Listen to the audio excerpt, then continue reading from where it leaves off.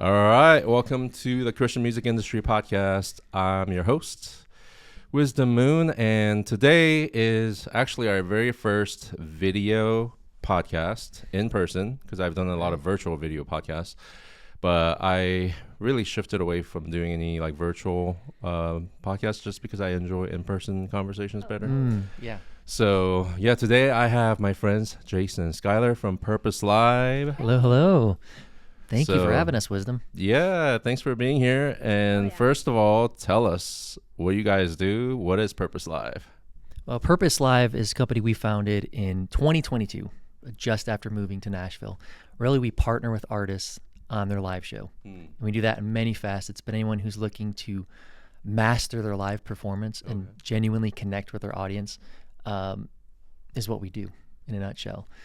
Honestly, Purpose Live, before it was Purpose Live, this has been something that I've been doing for, it's 10 years this year. Actually, started in 2015. Skylar was my first artist, actually, partnering with her on her show. And, but even well before that, before I had started even doing the work was working on me, back to even way back when I was 16. But yeah, and it's just been this process of continually doing the thing and becoming better at what we do. And now she's fully adopted this, and it's more than having a great performance, more than partnering with artists. This is just our life, really. Purpose Live is us, and we try to embody that and just live our life on purpose.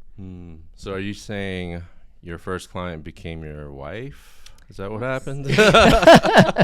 If you put it that way. But no, Skylar was very skeptical even at first. All this work we're doing. Total devil's advocate, because I was coming from the artist sense, and I was like, but what if I don't want to do that? You know, like, what if the song is fine and I don't want to touch the song because this is how I wrote it and this is what I want it to sound like and feel like. And so I was very much so like, I was supportive of what he wanted to do, because I kind of understood that he was super passionate about it and the Lord gave him gifting in it. But I also just kind of wanted to be a little bit of a balancing voice in terms of like, okay, well, you say that, but maybe it could come across like this. So to an artist like me, but yeah, now I'm like all in. I'm like, this is my life. This is my heart. I'm sold. Actually, that a huge part of that was, I was a devil's advocate because I was like, I didn't understand the purpose of it. I was just like, why are you changing something that's already fine? Like, don't touch my songs. Don't touch my show.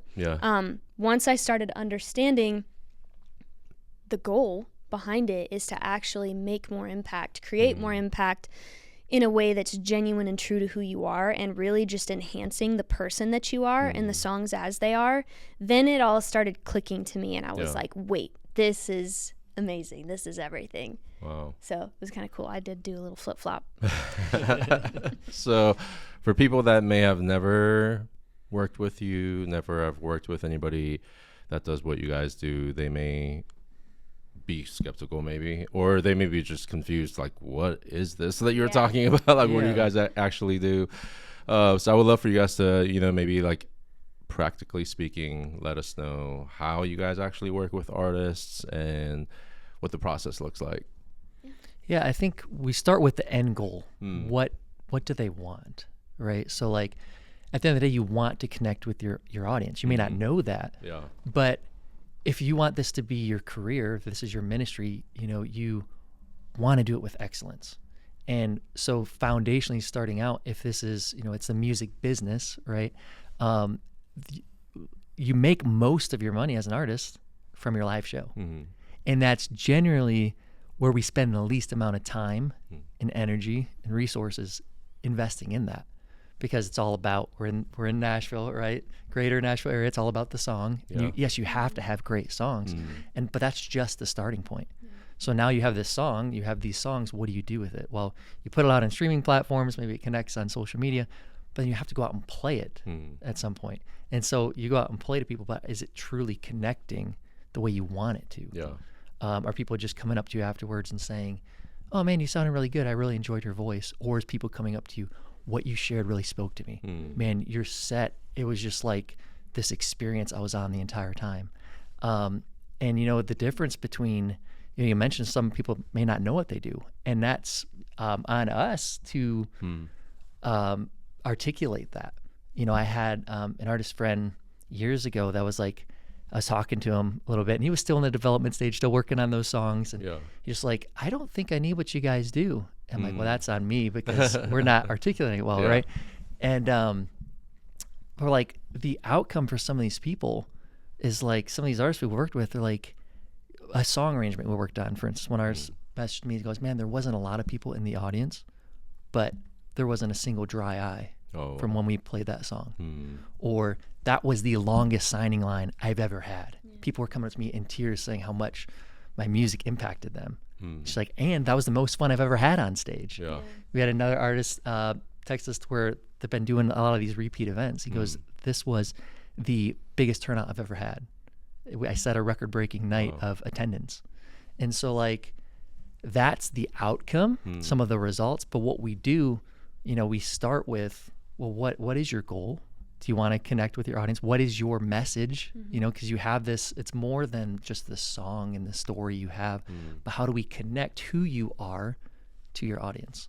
And is the audience receiving that? Because you may have a great song, you may have a great message, a great voice, but is it actually connecting? And so we're kind of like, how do you put it? We're translators. Translators, yeah.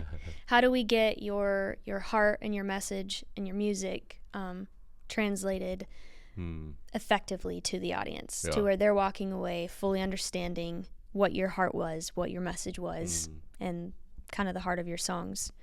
And so that can look like, a lot of times we love starting like brainstorming people's set lists with them. We love coming up with ideas based on all of the songs, based on the stories behind the songs, to kind of see where everything fits in a set. And then we kind of take that into rehearsal, whether that's virtual or in person. And we kind of keep brainstorming. We keep working out kinks and really seeing what feels comfortable. What are the things that make you feel confident on stage? What are kind of the brain hacks you have to get out of the way in order to really feel empowered and confident? And from there, we love being able to partner with people in more of a mentorship, like an actual partnership, and kind of continue walking alongside of them, because they're going to keep writing songs. They're going to keep playing shows. The whole goal is to keep growing and keep moving forward, and that's our goal for them as well. And so with every new song that's added, we love being able to figure out, where does this one fit into the message and into the set? And different show lengths, different. Some people, you know, you go from like a 60-minute release concert to playing at a conference. That looks different sometimes, you know. So kind of trying to brainstorm in each scenario, like, what's going to get your heart and your message across. And it's not necessarily just to be like, you know, to translate the message in and of itself, but it's honestly, the goal is to give the audience an opportunity to experience something real, because that's where your songs came from. They came from you experiencing something that felt real, whether it felt heavy or it felt happy or whatever it was. It felt very raw and genuine. And so that's what we want to figure out, how to get the audience to feel with you, because when the audience feels that in a tangible way, they go to your merch table. They want to talk to you. They want to share their story with you, because what you shared meant something to them and it held weight in their life story. They want to buy merch, not because the merch is the coolest thing ever, but because that merch item is going to remind them of that moment and that thing that they felt during your set. Every time they wear it, they think of that show and they think of what they felt and what they experienced. And they end up going home and binge listening to all your music, which again, that helps with your streams. So really it's like, you want to relive that experience. Yeah, it's all about the heart, and focusing on the heart and the translation of it to the audience actually helps you on a really practical level in your career. So it's kind of funny. I think we're still trying to figure out how to talk about it, because to us it's the heart, but also the outcome is growth and lifelong fans and ultimately longevity in your career. Do you guys have like a tagline or like a one-liner you tell people?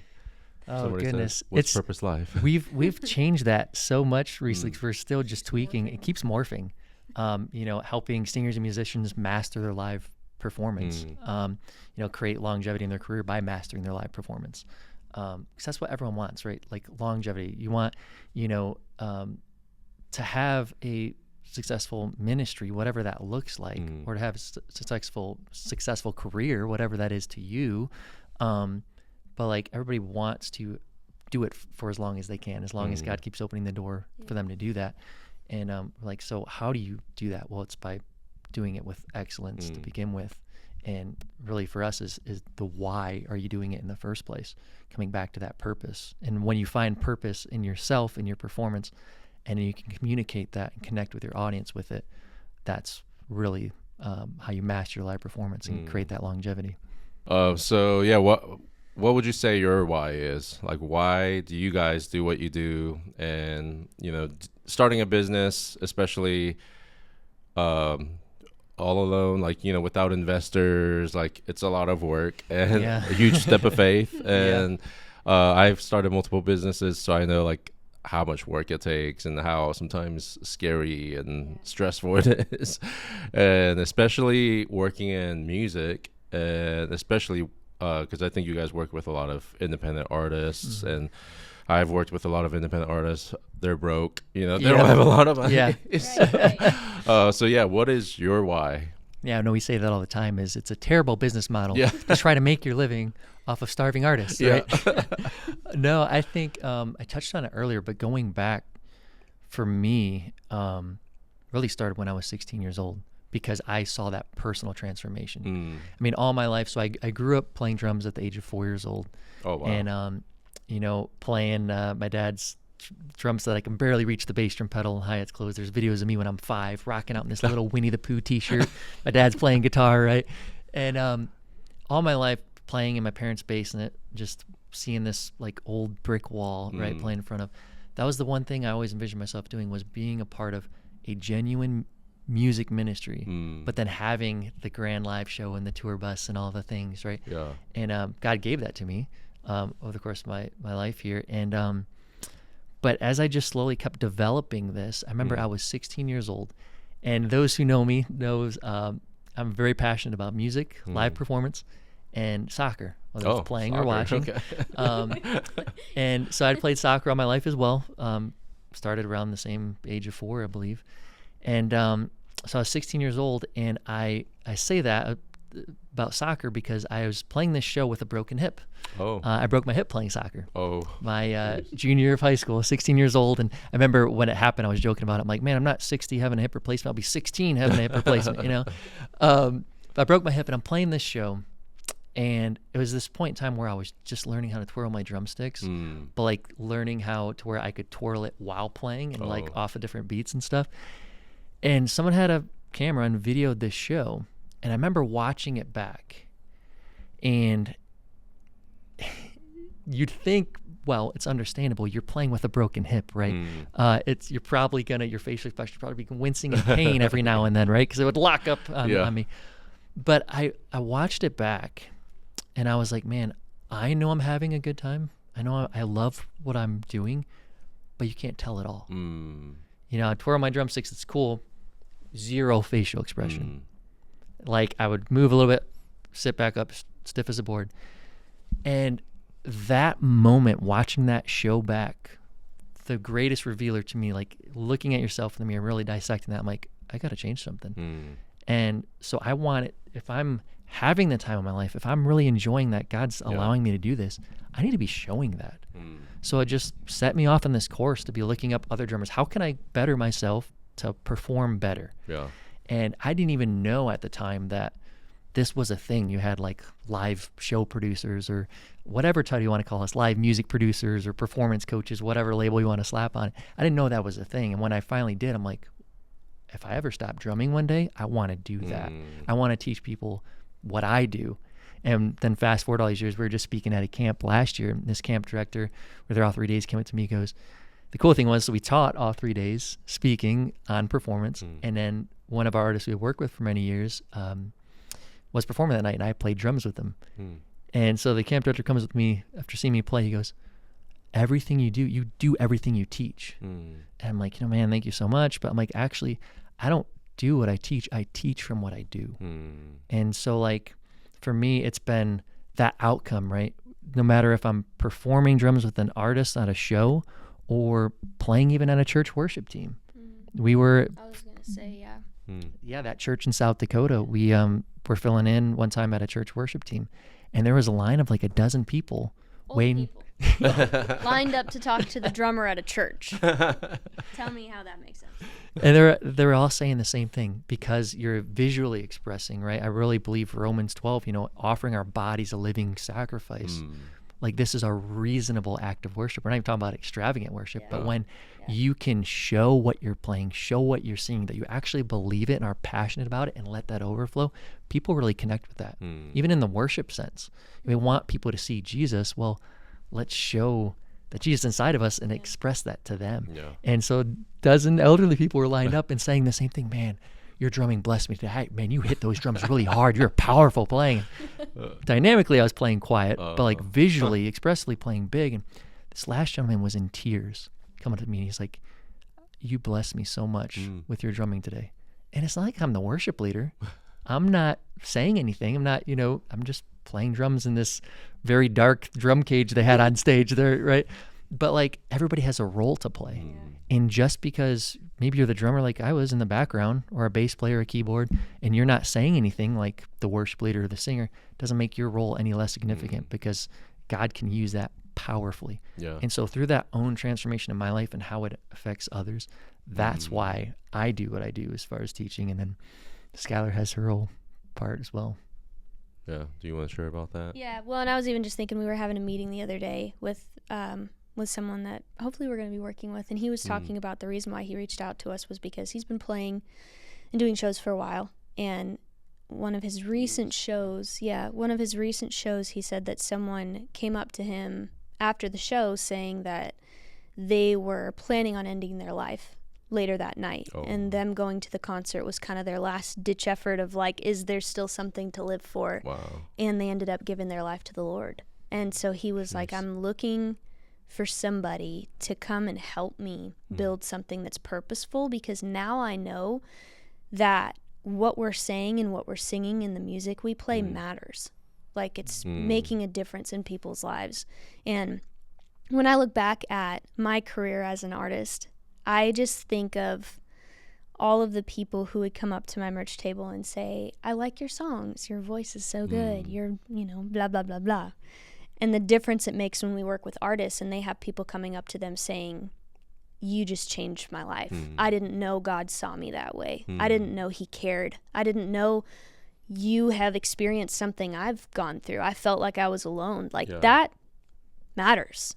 There's too much heaviness in this world. Life is too hard to not be a part of what can deliver hope and light into someone's life. And so, like, on my end of things, I sometimes wish I could go back and tell that Skylar that if you put in the preparation and just inject everything with a little bit more purpose, the impact it could make, and it's not to go further as in my career could have gone further, but the message of hope and light and salvation ultimately could have gone so much further. It could have been so much deeper, so much more impactful than I was able to make it, And so for me, it's like, I feel passionate about helping people understand that it's not about correcting your mistakes, right? Because that was my thing, is I'm like, it's my songs. My songs are great. Thank you. I know how to put together a set list. Thank you. It's not about correcting something people are doing wrong. It's about pulling out the depth in it, pulling out the genuine, authentic who you are and why it matters for you to be on stage. Because if you're going to be on stage and say something, like, it has to matter. Even if maybe you're not a Christian artist, but like, when you look at secular shows too, they're always bringing some kind of hope. People walk away from secular shows going, I was going to end my life tonight and I didn't, because you inspired me. Yeah. That holds a lot of weight. That's a huge responsibility. And so I think in any area that's your gifting, you need to put excellence into it. You need to put purpose into it and go, why am I doing what I'm doing? And I need to think about that because it matters to somebody in the world.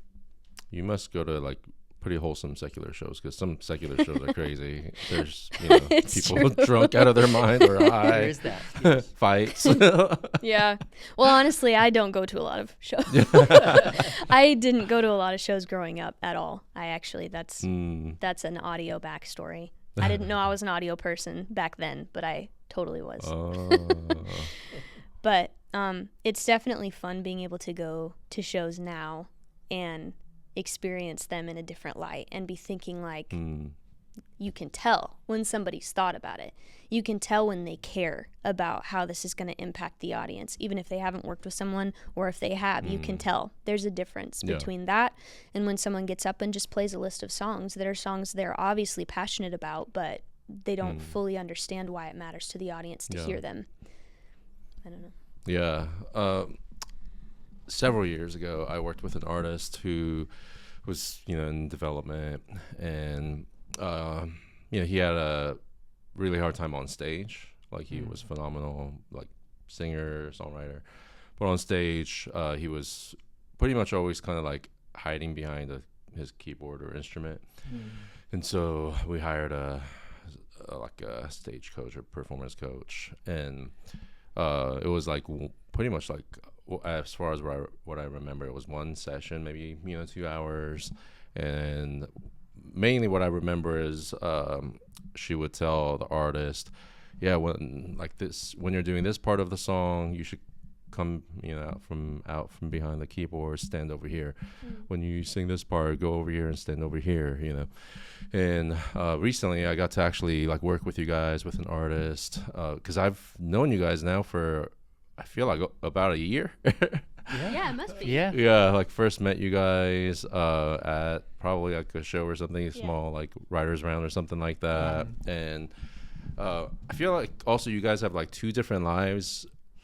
Like one life as you're a drummer, you're an audio person, like you do sound, but then this whole other life, you guys are helping artists with their shows. So I had kind of like known of you guys, and I didn't really fully understand, like how you guys work with artists. And then getting the opportunity to work with you guys, I was blown away by just number one, the work that you guys put into, putting together the show, with the artists. And it really showed that you guys really cared. Whereas I would say before, people I've worked with that do performance coaching, it felt very much like transactional, and it was like an hourly thing, and they were kind of coming in and out, and there was no relationship beyond that. But I really felt like you guys really genuinely champion artists, and you want to see them succeed and win. And like, you guys are always telling me, like, I was texting with so and so on the road, and it's cool that you guys are in communication with artists, when they're on the road. And even stuff you guys did like in preparation for the actual rehearsals, and then even checking in with the artist, and even like giving feedback after an actual show, very in-depth feedback. Like, those are things that I've never seen anybody do. I don't know, maybe there are people doing that, but especially in Christian music, I feel like it's not really a thing that that's like really widely known, or that people, like, I would say most artists listening probably don't know about what you guys like do, that it's out there, that this is an actual service, and business. And so it's been really cool to be able to like point people to what you guys do. And I don't know that like everybody listening will be able to work with you guys, because maybe they're not doing a lot of live shows or whatever.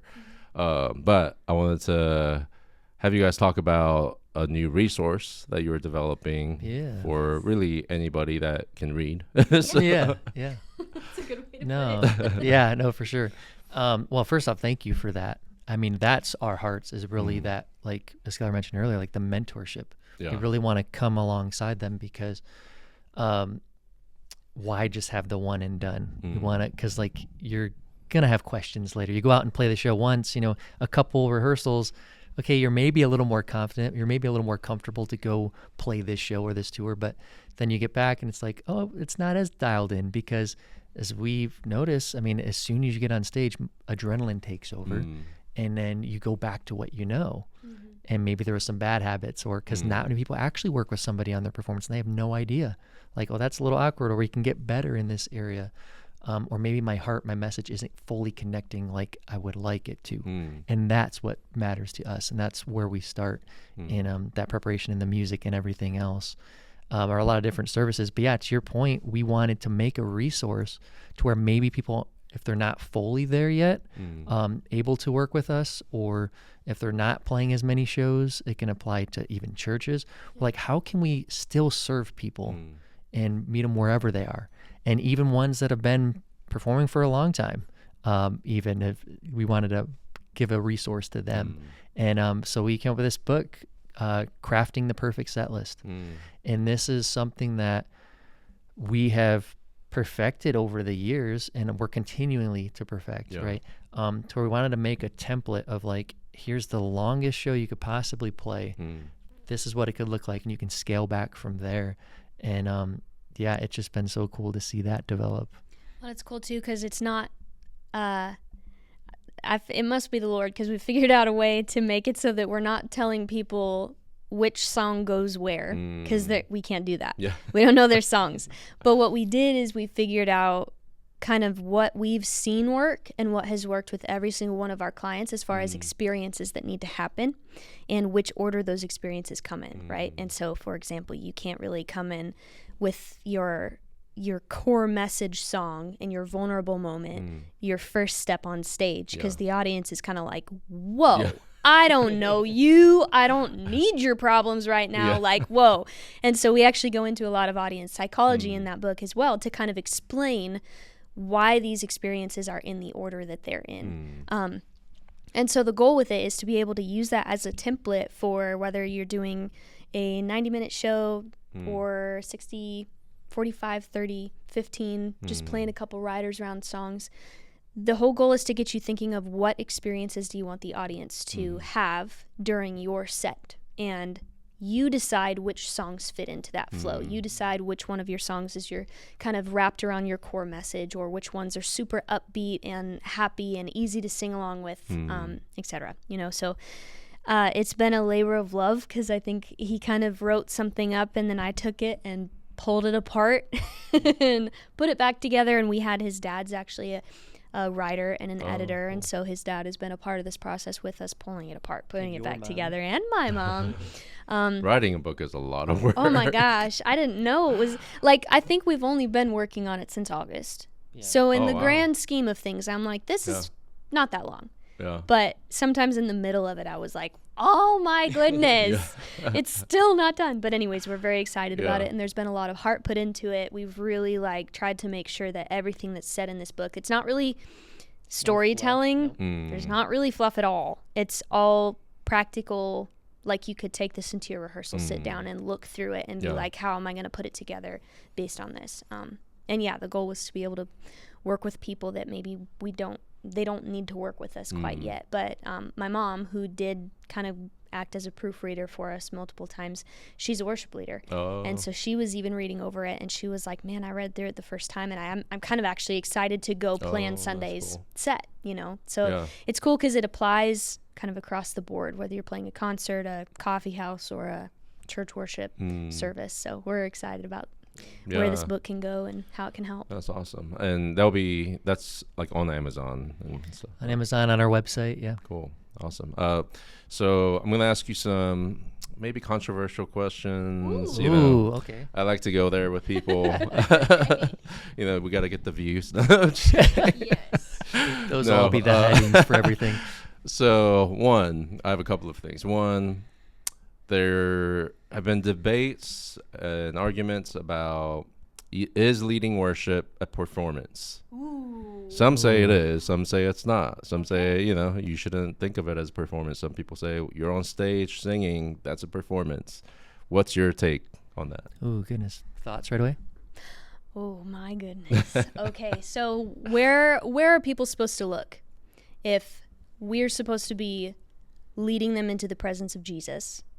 Where's Jesus? Is he on the screen, or is he on the floor, or is he wherever you're looking on the back screen? Where are they supposed to look to see Jesus? And so when you look at performance in a concert view, you think of like kind of something theatrical. But when you look at performance in an athletic view, Now you're thinking something that needs to be effective, something that needs to be prepared for so that you can do the thing that you're up there to do. And when you're leading worship, this is, to me, I'm like, this is even heavier than going and playing a concert, because you are actually with the goal and around a sermon of leading people into the presence of God. Yeah. And so what are the opportunities that you give people to meet him in those spaces? So the goal of performance, I guess if you want to say you're performing in worship, right? The goal is actually not for people to watch you. So we try to make it, when we work with worship teams, the excellence in performance is actually not meant to be a distraction. It's meant to be where, whether that's on the production end, the sound or the lights or the screen or the house lights, how the music is put together is all meant to put the audience in a position where they can close their eyes. They can feel like they can have an intimate moment with the Lord. Nobody's watching them. Nobody's judging them. Yeah. And they can just basically get what they need. Why do you go to church? To be in the presence of fellow believers and to be in the presence of God. And so when we are able to steward the gift of our talent well by preparing and doing it purposefully, and also steward the fact that when you are on stage, you are actually leading people, just like he was talking about, even as a drummer, somehow he was still leading those people who were watching him in worship. And so every single position on the stage matters. All of you need to be leading worship. So even like a lot of people talk about, is it your moment to worship when you're on stage, or not? I would also say all of this ties together in the preparation. When you want to do something excellent as to the Lord, not for men, you put preparation into it. You do it intentionally, and then you give it to God. And when you go on stage, you're going to lead those people. You have to lead those people figuratively with your eyes open. I've prepared this, and because I've prepared it does not mean I'm not going to listen to the Holy Spirit. And actually, a lot of what we talk about with worship teams is the preparation you put into crafting a worship service can give you the room that you need to listen to the Holy Spirit. It can give you the spontaneity and allow that time because you've allotted that time for it. You always say, is with pastors preparing their sermon, is God in it any less because they've prepared it all week? Yeah. And they go out and they give what they've prepared. No, because with that preparation piece, even like having something to share, worship leaders come up to, I'm going to share this passage or so this is on my heart. Let's just be real honest for a second. Some days you're not 100%, whether because there's a lot going on in your home, family, there's maybe some stressful times, or maybe mornings, my goodness. Sunday mornings to get up early and to sing, you have early rehearsal in the morning with the team. Maybe you're not fully present that day. And so if you can rely on something that you prepared instead of just being spontaneous in the moment and relying, you're like, you can still lead people effectively, right? Coming back to the goal.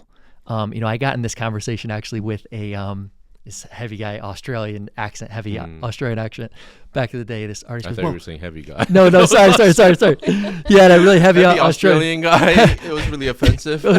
No, he was an artist, and cross between the performance and worship thing, right? And he's like, no, performing and worship's two separate things, bro. Like, because performance is more about me, right? I'm like, it should be about you anyway. Yeah. Like, because, he's like, worship's all to God and for God. I'm like, 100% agree it's all to God and for God. But, like, there shouldn't be the difference of worship and performance because one is edifying and glorifying yourself. I mean, there is part of that, and that's not what people should be looking at anyway in a performance. But I look at it, the greatest commandment in the Bible. Love the Lord your God with all your heart, soul, mind, and strength, and love your neighbor as yourself. Yeah. So, like, your worship, your performance, maybe it's overly stated, cliche, audience of one for the Lord, and then two, your neighbor. And so who's your neighbor in this case? Well, whoever you are on your team, on stage, your band, and in your congregation, your audience. So, like, how are you loving your congregation or your audience through your worship, through your performance? And it's like, it's never about us anyway. So I'm like, so how can I minister to those people? Yeah. So whether it's worship or an artist sense, like, it's not your story and why this song matters. No, it's like, how can I flip it and relate it to them because they're going through something as well? And how can God use me and my story to minister to them and make it about them? So it's never about us, no matter what. That's really good. And actually that leads me to my next controversial question. Oh, here we go. Because we've been to a lot of writers' rounds. You know, if you live here, you basically can go to a writers' round like every night of every day. Yeah. And there's sometimes, you know, heavy Australian people there. Accent. See, that's the clip we're going to use to get people to watch this whole thing. Yeah. That's the strategy. There we go. Good job. It's all about the sound bites.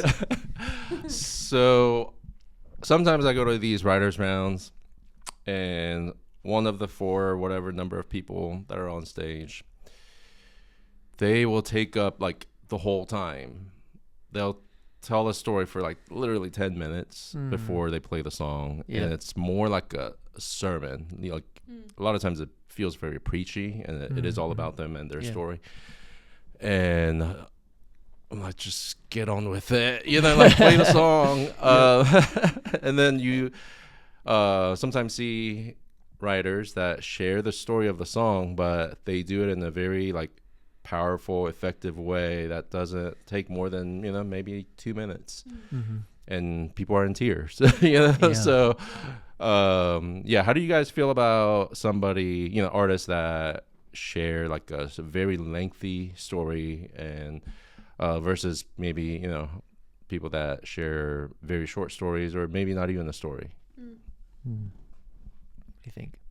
I think that it kind of still all comes back to preparation, because when you go into a writer's round and you've not thought about or even just dissected, why did I write this song? What moment did this song come out of, and what does it mean to me, and why would it matter to other people? Just human nature tends to lead us on rabbit trails of conversations for us trying to figure out what we're trying to say, which might have been what we're doing today. But you see that in writers' rounds when people are talking for a really long time. I think some of it is trying to dissect what their goal is, and they keep not really feeling like they're delivering the thing that they want to say, so they keep talking. Yeah. I do that, obviously. And so when you've thought about it and you've kind of put in the effort beforehand to see what your song means, why it matters to other people, you kind of know there are longer settings. Like if you're doing your own 60-minute concert, you maybe can share a longer version of that story. But when you know the longer version of the story, you also know how to deliver the core piece of it in a shorter version. And sometimes I think, especially for writers' rounds, to be able to deliver that core piece and then let the song speak for the rest of itself. Because I think one thing that I see too is they'll tell this really long story explaining the whole thing, but now it's like I've already heard the song. You say all the things you just said in the song, and so, you know, it's kind of like you revealed the magic trick. Yeah. And so I think some of that is being able to let the song speak for itself, and whatever the song doesn't say, kind of deliver that to them. But you know, it takes planning, thinking about it beforehand sometimes, you know. But at the same time, then you have the opposite people, as you mentioned, that's just like, so this song is called so-and-so, I wrote it with my friend so-and-so and so-and-so, and I hope you enjoy it. It's called this. And then it's like, okay, but, and it's short and sweet sometimes is great, especially if someone else was long-winded, but, well, instead of it just being about the song, well, actually, let's be about the connection. How can I connect to the audience? And we've done that exercise with some artists where we sit around, we're like, okay, tell us about a song you're going to play tonight. And for the writers round or whatever that looks like, tell us, okay, well, cool. Here's maybe a different way you can look at it and spin it to your audience. How can they apply this to their life? Yeah. We've even seen that when we've worked with some clients where they've said, I have this song, but I don't know what to say about it because it actually came from a really vulnerable moment for me, and I don't know how to share about that, and I don't feel like I maybe should share about that because maybe it's about a particular person or experience or whatever that is. And even with that, we always try to tell people to lean into that, because the vulnerability is what people are going to be able to connect with. So maybe your story is about a season of depression that you went through with this song, but guess what? Everyone has experienced a season of depression in their own circumstances. So when you're able to kind of dig into the core piece of why it matters to them, you start seeing, we talk about this a lot with taking your artist lenses off, putting your audience lenses on. When they sit and listen to you sing the song or listen to your story, what do they hear? What do they get from it? In a sense, like, we're not salespeople on stage playing our songs, but in a sense it's like a salesperson selling to someone. Why would they want to buy this from you? Why would they want to listen? Because they're spending their time listening to you. They're sitting there, they spent money on coffee to sit here. Is it worth their time to listen to what you have to say? And I think some of the most powerful moments come from those stories that feel almost too vulnerable to share. But if you can flip it and make it into something that's applicable to everyone's life, then you're not so nervous about the story that's about you too. And you actually can make an impact with it for the audience. Yeah.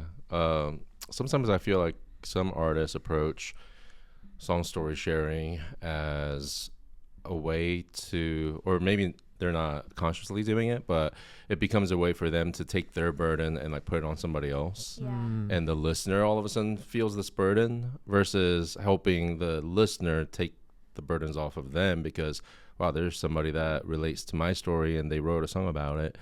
I was at a writer's round recently where one of the writers shared a very heavy story where, you know, everybody was like, it was like almost like a shock factor story. But then after that they said, oh, but this song is actually not about that. And then I was like, wait, why did you share this song that now we're all shocked by, you know? Yeah. So yeah, I think it is maybe just especially with a lot of creatives, you know, they tend to be scatterbrained, or, you know, a lot of them say they're ADD or whatever, ADHD. And then, you know, they don't really know how to get to the point, you know, before getting to the song. So yeah, I think it's really important to be aware of as songwriters, artists, because ultimately you are storytellers, you know, if you're on stage sharing your songs. So I think what you shared is really helpful. The other thing I guess I would love to hear is, what are some consistent pitfalls, you know, or things that you've seen artists do on stage that make you go, man, I wish this artist knew this, then, you know, they would realize and change this part of what they do. Any thoughts right away? Yes. I can talk a lot. I think the biggest one is kind of what we've been talking about, but to sum it up, it's when you don't make it about the audience. And we see that happen in some of the biggest names in any industry who have been doing shows for a very long time. I think that you're not ruining your show by not making something applicable to the audience, but you're missing an opportunity to make a connection with somebody. Instead, you're trying to say, here's me, here's my struggle, you know, I hope it helps. Instead of saying, maybe you've walked through this before too. Maybe you feel this way too, but I want to tell you, like, you're not alone and God sees you in it. And like, that feels different than me just saying, you know, I hope you get something out of this. And they're like, yeah, me too. Okay. And that's the thing. It's a short shift, right? We're not changing who you are. No. Right? We're actually pulling out the best version of yourself. That goes back to me when I was 16. I didn't change who I was. I was pulling out the best version of myself and continuing to grow and adapt and learn, right? So like when we work with artists, we're not trying to put them in a box, and we're not trying to change who they are, because who they are as people, we say this all the time, who they are as a person matters so much more than what they do as a performer. Right? We can work on all the technical pieces. We can say, hey, you can say this better. Here's a better way to deliver it so it's received better from the audience. There's, you know, movement. We talk about that because visual expression, like, you know, it's not about acting. It's about embodying.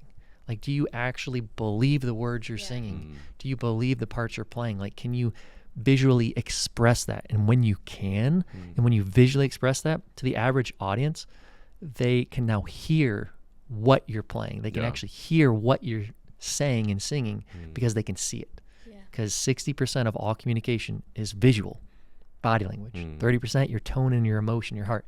They're only grasping 10% is what you're actually saying and what you're actually playing, you know, to the average audience. You know, there may be the two musicians out there that care about what guitar scales they're playing, or, you know, what drum paradiddles and rudiments are playing, but no one else really connects with that. You know, we want to connect with everyone.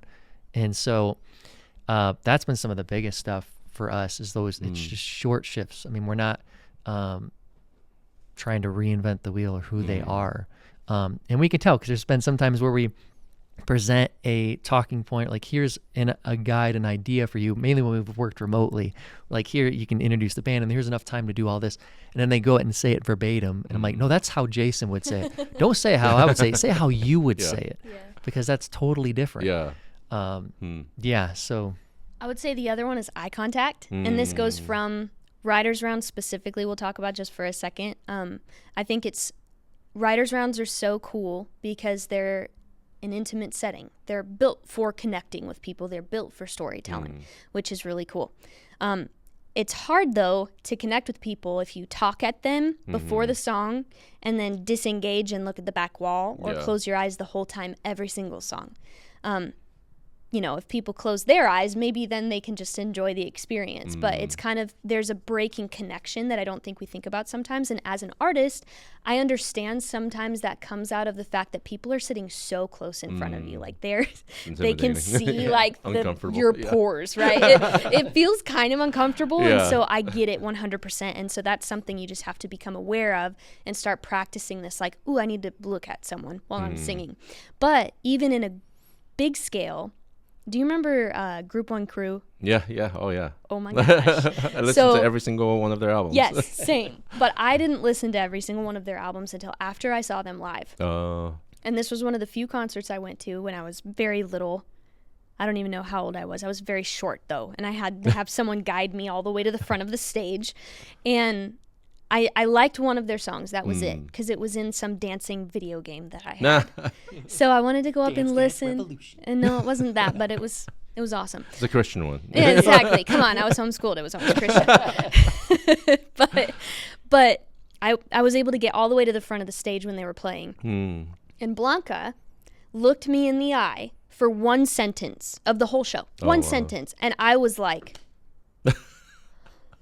like she connected with it. There was something that happened that made what she was singing feel real to me because she saw me. She wasn't performing anymore. She wasn't performing at me.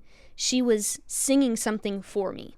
Yeah. And so from that concert, then I went home and I looked up all their music. I downloaded I bought, because that, I bought all their albums. I knew all their songs. I was a dance teacher, so I used all their music in our dance stuff. And so that's where the work that we do reminds me, like, this is what builds lifelong fans. I will always be a Group One Crew fan. I liked their music before, but after that moment, I'm sold. I'm sold forever. Anything they come out with, anything she comes out with, I'm going to listen to it. I want to go to her shows. That's the outcome you actually want to have from your shows.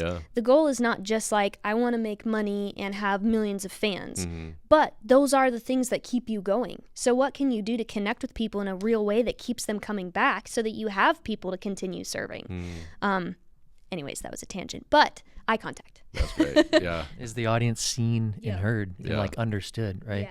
Because we're not there to, in that shift, and that's where like the book Crafting Perfect Setlist really comes from, because it's not about just playing songs, not putting songs in a list and this will flow best. I mean, yes, we do that practical point, but it's all about creating an experience to provide for the audience. You're there to serve them, which is interesting because as artists, you go and, traveling, touring sometimes can be really rough, and so like, we do have needs. We got to eat, and things like that, but like, you got to eat, got to sleep. And so we were going there and people are serving you food and stuff. You're being served a lot as an artist. But we're not there to be served. We're supposed to be there to serve. And so, like, are you seeing eye contact? Are you actually connecting with people? And I've seen that too myself. My previous band used to do this acoustic part of our show where I'd come and drum on our lead singer's guitar. And we would do a call and answer with the audience, get them singing along. And there is that one-on-one connection with people. But then there's like the group connection where we're playing this youth conference. There's several hundred kids here, and there's this group of girls, and they're singing back to us, right? We're pointing out. And so just, the simple point, smile, acknowledging that they're singing along, they're participating. They all turn to each other like, me? And I was like, I'm talking to all of you, that group of you, but they all felt that personal connection. Seeing them because we're there to serve them and not be served. Yeah, that's really good. Wow. I think the only other thing that is like really like for me, it's like, oh, I wish everyone did this in their show, was always introduce yourself or talk after the first song. And maybe that's a song, or maybe that's an intro kind of experience that happens that's longer than a song. But what I've noticed that there's a lot of people who maybe have that connection point after like 2 songs or something like that. And from an audience perspective, I think after 3, 4, 5 minutes of one thing to start out, if you just chug along into the next section, you start standing there going, do they see me? Yeah. Like, do they know I'm here? Yeah. All of it kind of goes back to that. Like, it's about connecting with the audience. It's about looking at the audience. It's about what they're feeling. Yeah. That's like a pet peeve of mine. I'm like, oh, it's so simple. Just say hi. Yeah. Just say hi, how y'all doing? And then go into the next part. Acknowledge that they're there, right? Yeah, I think it makes a huge difference. Yeah, because if they weren't there, if people didn't show up, it's just a dress rehearsal. Yeah. At that point. So we're there for the people. So acknowledge them. Yes. Yeah. Sometimes I want to be like, hey, down here. No, exactly. Yeah. Exactly. It's a terrible feeling. Well, that's this whole conversation has been really really insightful, and I think you guys provide such a great resource, and I feel like what you guys do can really empower artists to do what they do, and like walk in their calling more effectively, and like you said, make a greater impact with their message and their songs. And if you're listening or watching and you're an artist, definitely check them out. What are best ways to connect with you and find your book and all of that? You can go to any socials, and we're The Purpose Live. We're not supposed to be The Purpose Live, but when usernames are taken up, you kind of have to add something. Our business is called Purpose Live, but you can find us at The Purpose Live. I think our website too is www.thepurposelive.com, right? That's where all of our resources are going to be. That's where you can book a free consult call on the website. You can reach out to us via email from there, but Instagram, LinkedIn, Facebook, TikTok, kind of. Yeah. Still all the things. All the things. Yeah. Awesome. Yeah, and at the end of the day, for us, the purpose is to serve people well, and that's serving our clients, serving our artists well, so they can go out and serve people. I like to think of it as fulfilling the Great Commission, to where we're behind the scenes. Because I'm not going to play every stage. I still love performing right now. I still get to go out and perform, whether it's drums and percussion. I absolutely love it. Maybe that slows up at some point. God keeps opening the door, so I keep doing it. But we want to serve people well so they can go out and serve others. Yeah. And so we're kind of those people behind the scenes. And so that's what we want to do, is serve you well. We offer many different services and different products to help do that. Awesome. Well, Jason and Skylar, thank you guys so much for being on the podcast. Thank you for having us. Being my first video podcast guest. I appreciate you guys and your time and what you've shared today. Yes, thank you. This was fun. Yeah. We should do it again. So fun. Yes. Stay tuned for part 2. Yeah.